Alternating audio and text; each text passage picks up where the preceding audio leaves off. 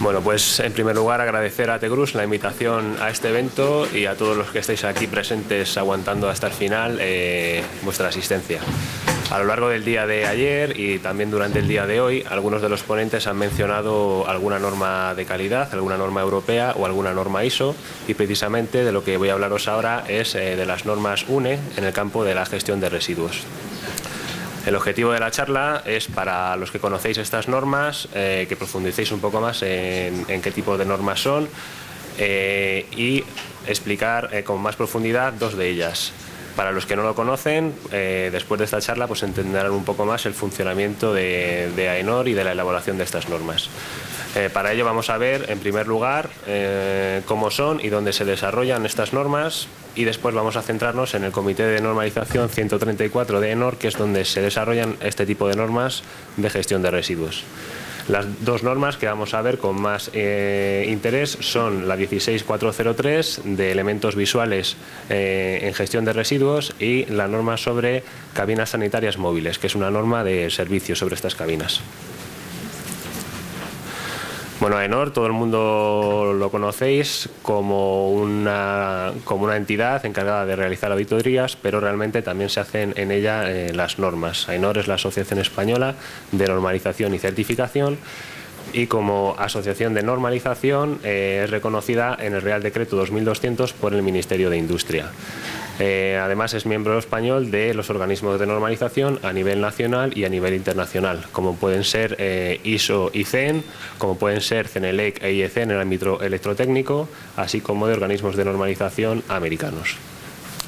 Dentro del catálogo de normas de AENOR hay más de 29.000 normas divididas por comités técnicos sectoriales. Es decir, igual que existe el Comité Técnico de Gestión de Residuos 134, tenemos comité de mobiliario, de herramientas, de gestión energética, de gestión ambiental, etcétera. Bien, lo primero que quiero aclarar es sobre qué es una norma. Norma, estándar, normativa, se le da muchos nombres. Nosotros le llamamos normas. Son especificaciones técnicas que pueden contener tanto vocabulario y terminología como especificaciones de dimensiones, de funcionalidad de un determinado producto, normas de ensayos, normas de sistemas de gestión, muchos tipos de normas. Pero todas ellas son en origen voluntarias. Es decir, hay confusión en esto. Cuando se ve una norma UNE se piensa que lo que viene ahí es de obligado cumplimiento, y en principio no lo es. Lo es cuando una administración pública toma esa norma y la pone en un texto legal para reflejar los requisitos en un determinado ámbito. Pero en principio todas las normas son concebidas como documentos voluntarios. Además, una característica que le da valor añadido a la norma es que es elaborada por consenso entre todas las partes interesadas que se sientan en ese comité de normalización. Es decir, en el comité de gestión de residuos, como en cualquier otro, se invita a todas las partes que tienen algo que ver en el tema en cuestión. Es decir, estará la administración invitada, estarán fabricantes, estarán usuarios, estarán consumidores, y la norma surge de un consenso entre todas estas partes.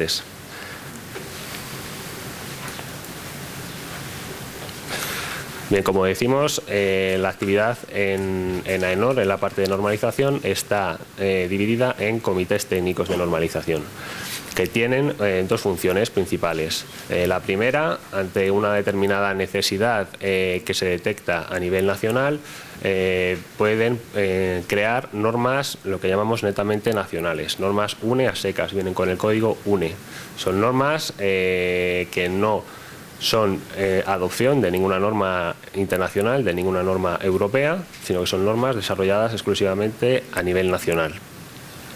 Por otro lado, igual que tenemos comités técnicos de normalización a nivel nacional, estos se agrupan en comités técnicos de normalización a nivel europeo y a nivel internacional. Es decir, los miembros de los comités europeos de normalización ISO y CEN son los comités técnicos de cada país en un determinado ámbito.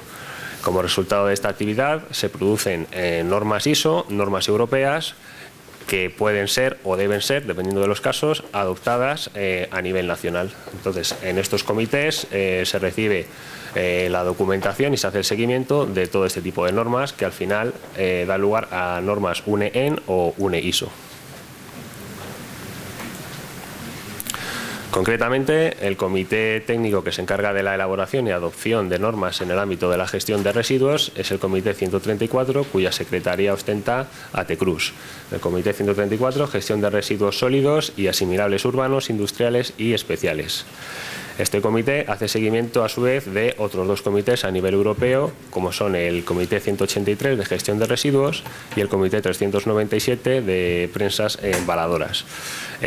Por parte de estos comités fluye hacia el Comité Nacional información sobre los proyectos de norma que se proponen y que se van desarrollando, información sobre las reuniones en las que se desarrollan estos documentos, consultas a los miembros nacionales, etcétera.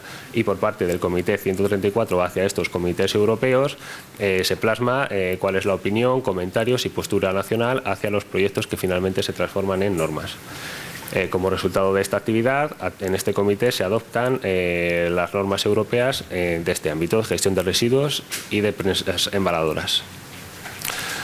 ¿Qué tipo de normas hay en este comité? Pues como una visión general, antes de centrarnos en las dos que hemos visto antes, pues tenemos la serie UNEN 1501, que son 5 normas y que son normas sobre vehículos para la recogida de residuos, ya sea de carga lateral, carga frontal, carga trasera, y se establecen requisitos en cuanto a su diseño, en cuanto a sus criterios de ruido, en cuanto a la seguridad tanto de los operarios como de los viandantes. Por otro lado, tenemos normas sobre contenedores, como son la norma 840, contenedores móviles para residuos, en los que se establecen igualmente criterios de diseño y dimensiones, métodos de ensayo y criterios de seguridad e higiene para contenedores de 2, de 4 ruedas, de distinta capacidad, de distinto sistema de elevación. Y de forma similar tenemos estas otras dos series de normas que veis aquí, que son las equivalentes para contenedores fijos, con distinta capacidad.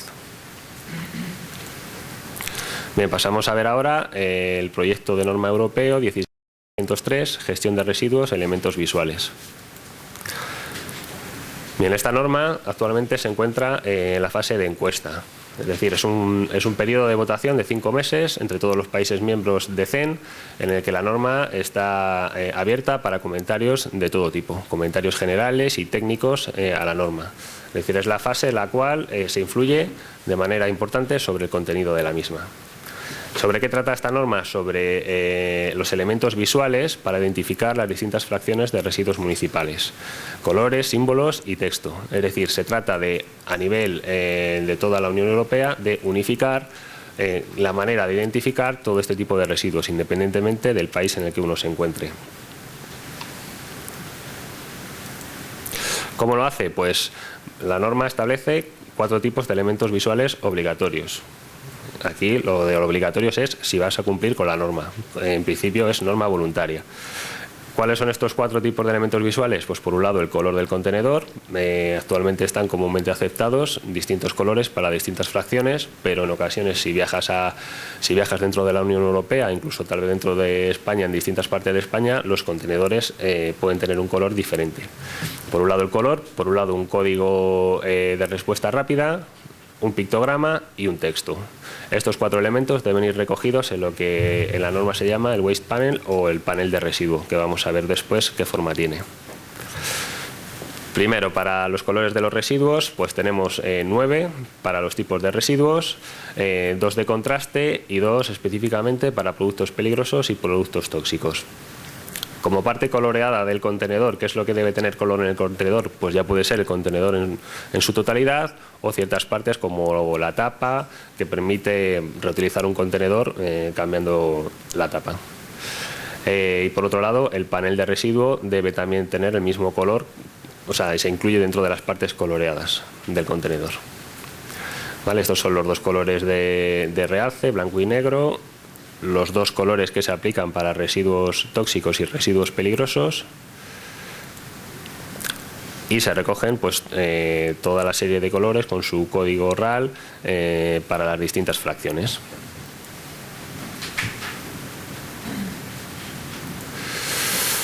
Vale, por otro lado, el código de respuesta rápida, pues es este código que ahora vemos en todos lados, que escaneamos con el móvil y nos da información adicional. Pues la norma también establece que en los contenedores debe existir este código. Un código que nos debe dar como mínimo una referencia a esta norma europea, nos debe decir el tipo de residuo y información sobre el color del contenedor. Además, se puede incluir otro tipo de información, como específicamente qué residuos y qué no residuos se admiten, campañas de comunicación que quiere hacer el municipio, información ambiental, etcétera. En cuanto a los pictogramas, los contenedores, según esta norma, también deberán llevar en su panel de residuos dibujos identificando los distintos tipos de residuos. Entonces, aquí se recogen los distintos tipos de dibujos que se uniformizarán para todas estas fracciones. Bien, en cuanto al texto, la norma establece que debe venir obligatoriamente escrito el tipo de residuo en dos idiomas, en el idioma local y en el segundo idioma más hablado en esa localidad, en su defecto en inglés, y establece pues las fuentes que también se deben usar para cada tipo de contenedor. Adicionalmente, como vamos a ver en el panel de residuos, para aquellos contenedores que reciban más de un tipo de residuo, ha de escribirse los nombres de todos los tipos de residuos que reciban en una parte del contenedor que identifica los tipos de residuos secundarios que se reciben en el contenedor. Y además la norma establece también la presencia de una placa braille para la identificación de los tipos de residuos que se admiten en un contenedor para aquellas personas que no pueden ver el color o la información que se escribe en los contenedores. Bien, pasando a ver el panel de residuos, se establecen una serie de características, como que puede ser rígido o adhesivo, se especifican una serie de dimensiones y, como hemos visto antes, en él se debe contemplar el tipo de residuo y el color que lo identifica, el pictograma, el texto que hemos visto anteriormente, el código de respuesta rápida y una referencia a esta norma. Además, en el panel también viene una parte libre donde se puede incluir el logo de la ciudad, de la empresa que gestiona los residuos, otro tipo de campañas de comunicación, etcétera. Aquí tenemos un esquema de este panel de residuo en el que la parte rayada es la parte coloreada, que identificará el tipo de residuo.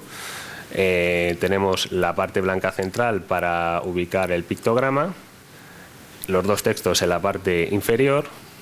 Arriba a la derecha veis el código de respuesta rápida. Y a la izquierda tenemos el primer círculo, es lo que identifica, igual que el color general, el tipo de residuo predominante en el contenedor, y si se admiten distintos tipos de residuo, pues tenemos los que llaman colores secundarios.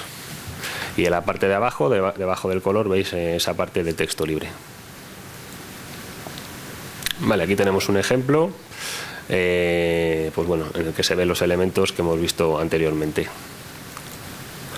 Más ejemplos, en este caso es un contenedor multimaterial en el que es de destacar los colores secundarios que vienen en la parte de arriba. Es decir, primero se identifica como un residuo para varios materiales y a continuación, con color y contexto dentro de esos círculos, se especifican los distintos residuos admitidos.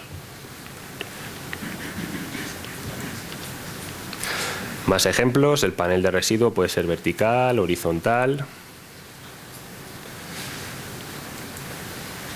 Y aquí tenemos un ejemplo de residuos peligrosos, en el que la particularidad es que el pictograma aparece girado 45 grados y arriba, junto con el color principal, aparece este símbolo de residuo peligroso.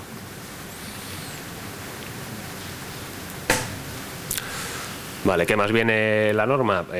Pues sugiere posiciones para la ubicación del panel según el tipo del contenedor, para la placa braille, para la conversión entre distintos tipos de contenedores, y además proporciona ejemplos adicionales sobre otros tipos de paneles y otro tipo de información que se puede incluir en estos códigos de respuesta rápida. Vale, Visto esta norma, pasamos a ver la segunda, 16194, que es una norma de cabinas sanitarias móviles no conectadas al alcantarillado, lo que venimos viendo como baños públicos hasta hace poco. Es una norma que establece, como vamos a ver, por un lado, requisitos del servicio, de proporcionar este tipo de cabinas y requisitos también de las cabinas en sí mismas. Esta norma no es un proyecto de norma, ya está publicada a nivel europeo y después de la publicación a nivel europeo los países miembros tenemos 6 meses para su publicación. En AENOR la publicación de esta norma está prevista para este mes, probablemente la semana que viene o la siguiente. ¿Qué encontramos en esta norma? Pues como hemos dicho, requisitos relacionados tanto con el servicio de suministro de las cabinas como con las propias cabinas en sí mismas y los productos sanitarios que se utilizan en ellas. Se establece pues, según número de usuarios, según tipo de uso previsto, ya sea en un evento, una obra o trabajo en agricultura, etcétera, y según la duración del evento se establecen, como digo, cuál es el número de cabinas que deben utilizarse y cuáles son los intervalos de limpieza y de vaciado del depósito de residuos. Sobre las cabinas, pues establece un área interior mínima de 1 metro cuadrado y 2 metros de altura, ventilación y luz adecuadas, la puerta debe contar con un sistema de autocierre y un indicador de ocupado y algunos elementos que debe tener la cabina como portarrollos y percha. Además se hace referencia a que debe ser fácilmente transportable, de fácil limpieza, el depósito debe tener ventilación con el exterior y debe contar con superficies exteriores adecuadas pues, para adhesivos, publicidad, etcétera. Y luego se hace referencia a las cabinas para su acceso con sillas de ruedas, con una puerta de 80 centímetros de ancho y un interior de al menos 1,40 m. Respecto a los productos sanitarios que se utilizan, se dice muy poco, simplemente que durante 7 días deben mantener sus propiedades en cuanto al color y en cuanto a su capacidad de neutralizar el olor. Y una parte importante de la norma, la más importante quizá, es los requisitos que establece en cuanto al servicio de suministro de este tipo de cabinas. En la que se dice sobre esto que antes de prestar el servicio debe acordarse una serie de cuestiones como son el número y el tipo de cabinas que se va a utilizar, cuáles van a ser los intervalos de limpieza tanto de las propias cabinas como de los depósitos de residuos, cuál va a ser ese periodo en el que se establece el alquiler, cuál es la ubicación, cómo se va a acceder y qué persona de contacto va a haber en ese emplazamiento y cuáles van a ser las condiciones de pago. Además debe quedar claro cómo se hace la limpieza de las cabinas, cómo se va a tener en cuenta la reposición de consumibles, que la eliminación de residuos se haga en puntos, o sea, la eliminación del depósito de residuos se haga en puntos en los que pueda hacerse esto legalmente y cómo y cuándo se va a proceder a recoger la cabina de residuos. Entonces, bueno, con esto he querido rápidamente, porque es la última ponencia, también haceros una visión general del tipo de normas que hay en gestión de residuos, de 2 normas de inminente aparición, como son estas 2 que hemos visto, y para terminar quería llamar la atención sobre la participación en la elaboración de este tipo de normas, porque nos encontramos con que fabricantes y prestadores de servicio, a menudo cuando llega una norma europea de un determinado tema y otros países la están adoptando y se piensa adoptar aquí también, pues bueno, se ven obligados a adaptar su forma de trabajar o su forma de fabricar de manera apresurada cuando no hay motivo para ello, participando en las actividades de normalización a través del Comité 134. Por un lado se tiene acceso a la información muchísimo antes de que la norma se publique y por otro lado se tiene la capacidad de participar en estos desarrollos, tanto mediante recepción y envío de documentación como mediante una presencia física en las reuniones. Cada vez son más las empresas que se dan cuenta de esto y que se acercan interesadas por esta actividad. Y los beneficios, pues bueno, aumenta la competitividad, reduce la necesidad de adaptarse rápidamente y con ello reduce costes y facilita la adaptación de las empresas a las nuevas especificaciones que estén por venir. Bueno, si necesitáis o tenéis interés por estas cuestiones, me tenéis localizable con estos datos. Muchas gracias.